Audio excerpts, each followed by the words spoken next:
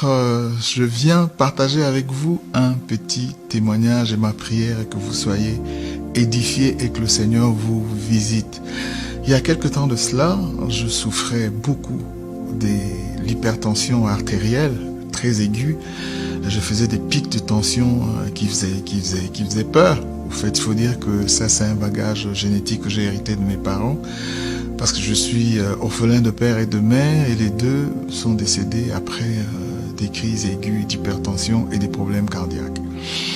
Eh bien, je me suis retrouvé face à cette réalité. Je commençais à avoir des malaises une fois, deux fois et troisième fois, j'étais au volant. J'ai fait un gros malaise cardiaque.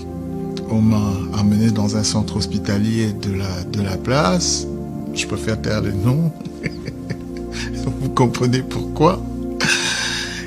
Et on m'a admis, et après tous les examens, ECG, radio du thorax, scanner, échographie, je sais pas moi, du cœur, tout ce que vous savez, les médecins, ils ont des termes qu'on ne comprend pas. D'ailleurs, on n'a même pas besoin de comprendre. Et le diagnostic est tombé et c'était grave. Le médecin m'a dit, nous devons intervenir, vous opérer du cœur, parce que sinon, dans les 2 mois qui suivent, vous allez y rester. Il y a un problème au niveau de votre cœur. On doit opérer, intervenir en urgence. Eh bien, vous savez, quand on vous annonce une telle nouvelle, vous avez la sueur froide au dos, hein, vous paniquez. On vous annonce qu'il vous reste 2 mois à vivre. Alors, j'ai pris un temps, je dis, ok, docteur, donnez-moi le temps. Surtout que mon épouse n'était pas là, elle était au travail. Je dis, donnez-moi le temps de parler avec mon épouse quand elle va arriver et qu'on prenne une décision ensemble. Je dois avouer que c'est pas une décision facile. Je suis resté, j'ai cogité. À un moment donné, je paniquais, je pensais. Et puis, j'ai partagé, on a discuté, madame est arrivée, mon épouse Victoire, on a partagé, je lui ai dit voilà ce que le médecin a dit. Et elle-même est allée voir le médecin a confirmé le diagnostic. Et donc, il nous fallait prendre une décision. Alors, je dis, écoute, la nuit porte conseil, on va voir, la nuit, on va prier, et puis demain, on va décider. Mais la nuit, il s'est passé un fait insolite. Alors que j'étais en train de dormir, je ne sais pas, est-ce que je dormais, est-ce que j'étais éveillé? Mais bref, j'étais là, allongé sur mon lit de malade. Je vois la porte de la chambre s'ouvrir légèrement. Et un visage que je ne voyais pas très bien a commencé à guetter.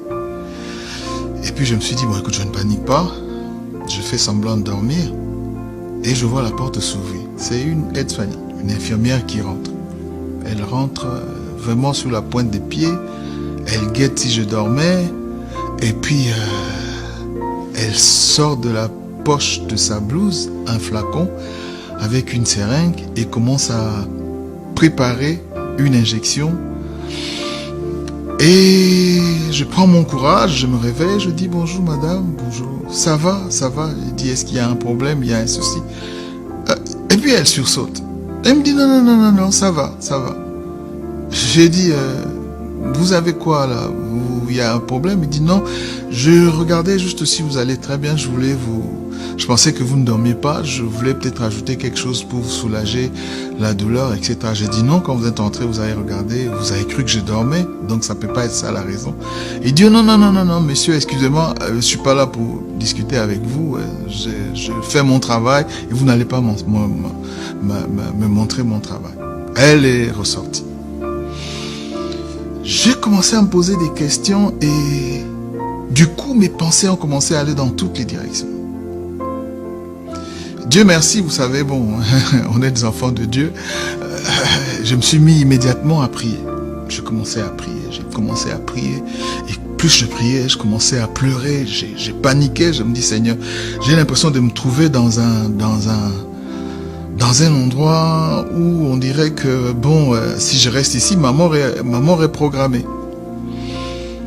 Et je commençais à prier en langue. Et l'Esprit du Seigneur, le Saint-Esprit a commencé à me parler. La première des choses qui m'a rappelé, était que ce corps n'a pas été créé pour la maladie. C'est le temple de Dieu. De deux, il est écrit, par ses meurtrissures à la croix, vous avez été guéris. Et troisièmement, de me dire, le diable est un menteur. Effectivement, c'était comme si on dirait que j'étais dans le sommeil. Je me suis réveillé, je me suis dit oui. En fait, le diable est un menteur. Lorsqu'il vient avec son rapport, il vous propose quelque chose. Si vous l'acceptez, et la chose s'installe. Vous voyez? Mais si vous rejetez sa proposition, bien sûr, conformément à la parole de Dieu, eh bien c'est là qu'il y a le salut, il y a la guérison. Et j'ai commencé à prier. J'ai dit, Seigneur, mon corps est ton temple, etc. J'ai prié. Et puis, le matin, mon épouse est arrivée avant d'aller au travail. Je lui ai dit, chérie, il faut que je sorte de cet hôpital. Elle m'a dit, pourquoi? Qu'est-ce qui s'est passé? J'ai dit, non, il faut que je sorte. Je lui explique ce qui s'était passé. J'ai dit, j'ai une forte conviction que si je reste ici, je vais mourir. On a discuté, elle est allée aussi parler avec les médecins ont rappliqué, ils sont arrivés, messieurs, vous êtes inconscients, c'est pas sérieux, vous ne savez pas ce que vous avez, ne jouez pas avec ça, il vous reste trop peu de temps à vivre, etc. Il y a eu des échanges. Moi j'ai dit, je ne change pas, ma décision est prise, je quitte l'hôpital maintenant. Ils m'ont dit alors, dans ce cas, vous nous signez un papier. J'ai dit, très bien, emmenez le papier. J'ai signé un papier comme quoi ce qui va m'arriver, ce sera sous ma responsabilité. J'ai quitté l'hôpital. Mais puis, bon, je me suis senti mieux quelque temps. Après, plus tard, on se retrouve en Afrique du Sud. Et j'ai accompagné madame pour ses contrôles, etc. Et on a fait un petit check-up sur moi. La tension était encore montée. Ouh là là. J'ai des pics de tension parfois de 21, 14, 21, 15. Ceux qui connaissent, ils savent que c'est énorme. Mais j'avais l'air normal. Et les physicians, en Afrique du Sud, ils disent des physicians. Et la femme qui nous auscultait, le médecin, a dit non, je dois tout de suite appeler l'ambulance. On doit vous admettre aux urgences. Votre cas est sérieux. Vous pouvez faire une attaque. Et ils appellent là-bas, ils disent you can have a stroke. Tu peux avoir une attaque. Et j'ai dit non. Ils disent, on vous emmène aux urgences. On m'a amené effectivement aux urgences. Et quand j'arrive aux urgences, tout le monde a paniqué. Parce que tous les indicateurs étaient au rouge. Et ils ont commencé à me poser des questions. Est-ce que vous avez été dans des pays à grosse endémie, où il y a des grosses épidémies? J'ai dit non. Les seuls voyages que j'avais fait, j'ai dit on était en France, on est revenu. Et puis là, on est en Afrique du Sud, c'est tout. Donc j'ai pas voyagé. Mais ils m'ont mis en quarantaine, en isolation complète, totale, personne n'avait accès à moi dans une dans une pièce qui était comme, je sais pas, une capsule d'astronaute ou module lunaire, je sais pas trop. Il y avait plein de médicaments et on m'a branché plein de trucs sur le corps. Et les médecins ont commencé à travailler, ils étaient peut-être, je sais pas, une dizaine. Ils ont fait tout ce qu'ils avaient à faire. Moi, j'ai dit, mais écoutez, est-ce que je suis venu avec mon épouse, elle va s'inquiéter. Est-ce qu'elle peut venir au moins avec moi? Et ils ont dit, non, vous êtes en quarantaine, personne ne peut rentrer ici. Oula, ça commençait à bien faire. Mais bon, ils m'ont administré des médicaments, ils m'ont dit que vous restez en observation. Donc, je suis resté. Et quelques temps après, j'ai eu sommeil et je me suis endormi. Et pendant que j'étais en train de dormir, j'ai senti la présence d'une personne, comme quelqu'un qui est rentré dans la salle. Mais entre-temps, je priais. Hein. J'ai prié, je me suis dit, Seigneur, cette histoire, je sais pas, ça commence à bien faire, cette histoire de tension. Mais je priais, je répétais pratiquement les mêmes paroles, les mêmes prières. Seigneur, par tes maîtres sur la croix, nous avons été guéris, etc. Seigneur, mon corps est ton temple. Seigneur, il n'y a pas de place dans ma maladie. Satan récupère tout ce qui est à toi et tu dégages. Vous savez, les prières que nous faisons, comme ça de manière simple, mais qui ont des gros effets dans le monde spirituel. Et puis, la personne est rentrée, s'est assise à côté de moi et m'a touché la main. Ah, je me suis dit, c'est qu'ils ont laissé entrer mon épouse. Parce que sa main était très douce, comme la main de mon épouse. Sa main était douce. Elle m'a touché. Et je me suis dit, enfin, elle est là. Donc, ça m'a apaisé un peu. Je me suis dit, donc, elle ne va pas s'inquiéter, elle est avec moi. Donc, ça m'a apaisé. Je me suis endormi. Et puis, j'entends le bruit autour.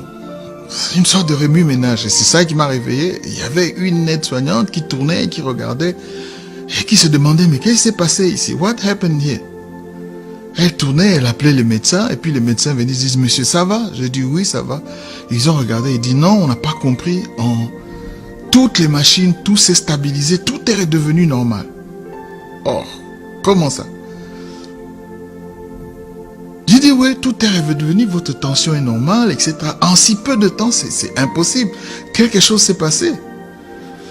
Moi, j'ai dit, ah, c'est que... Et j'ai dit au médecin, en tout cas, mais merci parce que d'avoir laissé ma femme entrer, parce que je crois que la présence de ma femme m'a fait du bien aussi.